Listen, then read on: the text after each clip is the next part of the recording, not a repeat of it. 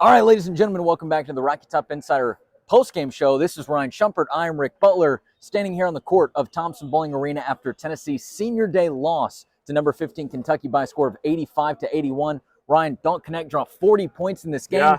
He came close plenty of times throughout the season, but he finally got in Tennessee's last regular season game, but it wasn't enough as Kentucky's hot shooting just sort of kept the Wildcats ahead throughout the whole game.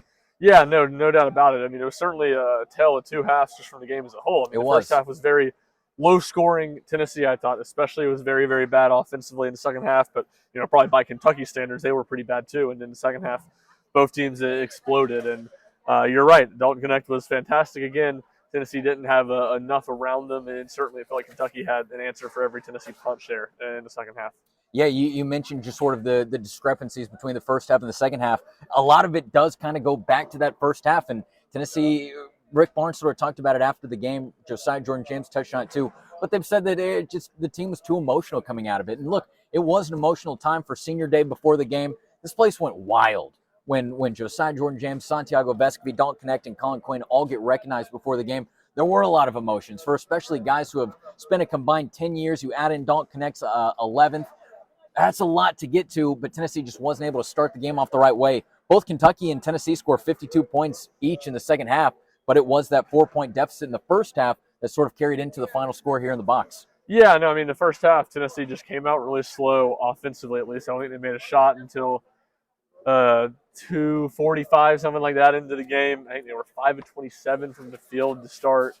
They scored some at the free throw line, but if you talk about a Kentucky team that struggled defensively, 3 of the 4 halves they've played this year, Tennessee's really torched Kentucky's defense. They just couldn't do it in the first half. They, missed some shots at the rim, had some shots blocked, missed some open looks. So Tennessee couldn't get anything to go.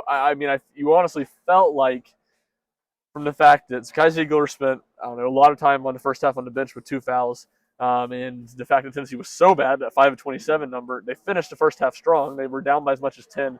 Jonas Aidoo had a dunk right here behind us to cut it to 4 at halftime. You felt like, for as bad as things went, that's about as good as you could have hoped for things to be. But just like Tennessee played a lot better offensively, like it felt like they would in the first half, so did Kentucky, and the Vols could just never really get over the hump. Yeah, you've got that right. Kentucky on the day goes 15 of 29 from three-point range, so more than 50% from that mark. They go 16 of 18 from the free throw line, and look, that's putting up great offensive numbers. Rick Barnes talked about it after the game. He said that he's been referring to Kentucky as one of the top offensive teams in the country. At the end of the day, they got shooters. Josiah Jordan-James said it as well. They got guys who can shoot the ball, especially from three-point range. Reed Sheppard was going nuts. Antonio Reeves obviously put his points up as well. But again, like you were saying, it's just 52 points in the second half. That was a lot, but it was tough to make a comeback after that 4-point deficit at half. Yeah, I mean, Kentucky just seemed, I think you got to give Kentucky a lot of credit. They had an answer for kind of every Tennessee run, and, I guess kind of besides the last one, they did kind of crumble there at the end, and Tennessee just, couldn't hit that final shot, and we'll probably talk about that again in a second. But I think there's an element of it. Reed Sheppard, Antonio Reeves, and Justin Edwards combined to shoot like 14 and 19 from 3, I think. Not many people are going to beat Kentucky when they do that, and that's part of the deal. Kentucky, they're so good offensively, and Sheppard and Reeves, I don't think there's a ton of surprise that either of those guys go for 27. Maybe obviously anytime anyone shoots 6 of 8 from 3, which I think is what Sheppard did, there's a little bit of surprise. But Edwards is the one that was more of a surprise. Edwards had not been very good for most of the year offensively. He's been better the last couple of weeks. But for him to go out, I think he hit 4 or 6 threes, including maybe 3 of them in the first half when, like I said, both teams were kind of struggling to score. So he felt like a big X factor for me tonight. And Tennessee just really could not get enough stops. 3 points in the game, it felt like Tennessee made a big run in the second half to cut into the lead. Just couldn't, never tied it up. Never, I guess they got it to a single possession there at the end, and they had a chance to score, but could just never quite get over that final hump. Yeah, and you talk about some of the runs that happened throughout the game. I couldn't agree more. And there was that one spot, I believe it was the second half, right? Talking about the technical foul. Yeah. Jordan Gainey goes, he misses at the free throw line, and then Tennessee can't get anything on the offensive end as well. It just felt like there were a couple of moments like that. And obviously that's a big one pointing to, but just a couple of moments where Tennessee just couldn't capitalize on what was going in the game and kind of left them in the dust behind. Yeah, I mean, that was a big one because it was an 8-point game. Jordan Gainey misses the free throw. Dalton Knecht has a pretty good look from 3. He misses it. Tennessee gets the rebounds. Kai Ziegler misses a 3, open 3, come down the other end. I think Reed Sheppard hit a 3, go back down the other end. Knecht and I want to say Meshack both had pretty good looks from three. Tennessee got another offensive rebound, and they both missed. Come back down here, Edwards hits three. So it was 8-point game. You make a free throw, make an open shot. It's a 4-point game. Instead, you go 0-4 from three. You missed a technical foul free throw. Kentucky hits 2 threes. It's back to 14. But even then, I mean, that was like around 12 minutes left. Tennessee had more runs. They got it to 5 with around 7 or 8 minutes left. Kentucky pushed it back up.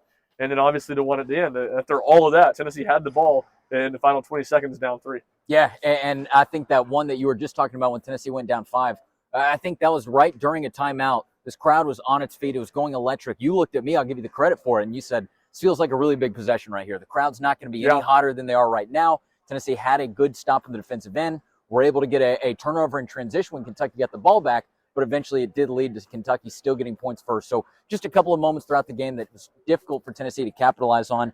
We talked about Dalton Knecht's 40-point game.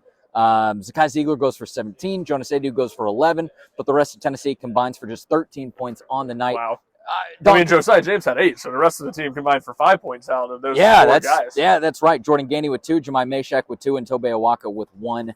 Freddie DeLeon did not score, but he only played a minute in the game. And then Santiago Vescovi goes for 20 and a half minutes. He goes 0 for 5 from the field. So a challenging game for Tennessee. Again, we talk about the emotions running very high. You can go and hear Rick Barnes and Josiah Jordan James talk about that on the YouTube account.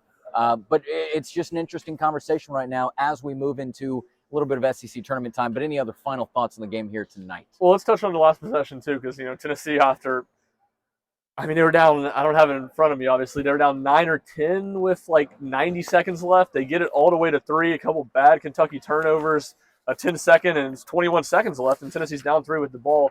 They were trying to go to that set. They ran all against Auburn. They ran it a bunch against again tonight where they set 3 screens, Knecht runs to the other side and gets a one-on-one. Knecht trips. Tennessee ends up having to go the other way. I felt like Josiah Jordan James got a pretty good look. Just missed it a little bit long. Rick Barnes was happy with the shot. I don't think you can be they seem pleased. too upset with it. I mean, what's the phrase when you look at the other point of view? I'm blanking on it. It's a couple of dumb guys right here. Devil's advocate. Is that he shot with 10 seconds left, and you probably still could have swung it and gotten Dalton Knecht the ball and see what he could have done. But at the same time, again, I think you've got to be relatively happy if you're Tennessee with a shot. At least you're happy that Josiah Jordan James shot it with confidence. You know what I mean? Like that to me, that's the aspect. You got a good look. You see, Rick Barnes says it all the time. You don't want your guys turning down good shots. Right. And obviously he misses it. Maybe you're in NCAA tournament game, season's on the line. You probably want your best player who scored 40 to shoot. And there's probably an element of you'd say that in any game. But I don't think, at least I, from the Tennessee side of it, would not be too upset with that shot that they got at the end. Tennessee is still going to have the 1 seed going into the SEC tournament because of the regular season championship that was won last week against South Carolina. But this does put a little bit more pressure on Tennessee to win on Friday, to win on Saturday, get to that Sunday game in order to lock down that 1 seed. That 1 seed has been very elusive for Tennessee this year. They've been chasing it. They've pretty much been a perennial 2 seed. This last week or so has gotten them up to the 1 seed in some publications, but it does seem like Tennessee still need to earn that. Obviously, I think they're going to have to go out with this loss tonight, have to go out into the SEC tournament, maybe win a handful of games, 2 games, I should say, to be exact, and then see where it goes from that. Do you kind of track the same way? Yeah, I mean, I think most everybody, I think, had Tennessee as the 1 seed coming into today. And you're right, I would agree. It feels like they need to win 2 games now. If that's assuming Arizona wins out, Arizona wins the Pac-12 championship. It's hard to say. We'll see. Things can change quickly. Again, Florida loses to Vanderbilt today, so that wins back down to a quad 2 win. Obviously, that home Colorado win, I think, is kind of on that same line for Arizona. So we'll see how it all shakes out. I think Joe Lenardi's put out not a bracket, but his seeding this afternoon. Tennessee was still a 1 seed, so I think they still control their own destiny, certainly heading into the SEC tournament, but a lot less wiggle room where it felt like they would have won today.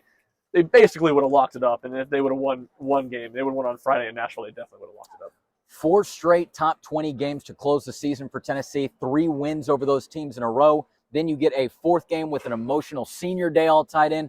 Who knows? Well, maybe this isn't the worst thing for Tennessee moving forward, but all of that will be to be determined when it comes to the SEC tournament next week in Nashville. Ryan, any other kind of closing thoughts? One final thought. Yes, please. Obviously, the first half, it was basically only Dalton Knecht for Tennessee. I thought you would have liked to gotten more, but a few other guys stepped up in the second half. All 8 of Josiah Jordan James' points were in. And Zakai Ziegler, I thought, was really good in the second half. 14 points and 8 assists and no turnovers in the final 20 minutes of the game. I think he played all 20 minutes. Not I necessarily think it was the game, but if I'm Tennessee, I would have put him back in the end of the first half. I don't know how many. He didn't even end with 4 fouls. I don't think you got it there. 2. So he didn't even pick up a single foul the rest of the game. To me, that felt like, and Rick Barnes has been better this year at not just permanently sitting guys out when they have 2 fouls. To me, that felt like one that, I don't know if it cost Tennessee the game. That would probably be over dramatic. That would hurt Tennessee. I think you got to trust your junior, your veteran point guard to go out there and play without fouling. Again, he did it the whole second half. Yeah, no doubt about it. A lot of thoughts coming to you from this Tennessee-Kentucky game right here in Knoxville. We will have all of those thoughts over on RockyTopInsider.com, just like always. If you want to follow Ryan, you can do that at rshum00. If you want to follow myself, you can do that at Rick_Butler. But otherwise, make sure you're checking out RockyTopInsider.com each and every day as we get you ready for the SEC tournament next week in Nashville. Obviously, there's still a lot going on in the baseball world as well. So for anything Tennessee Athletics, head over to RockyTopInsider.com. But otherwise, Ryan, let's go ahead and wrap this up. Let's go ahead and get back to work. Kentucky defeats Tennessee in the regular season finale by a score of 85-81. For Ryan Shumpert, I'm Rick Butler. You've been listening to the Rocky Top Insider postgame show.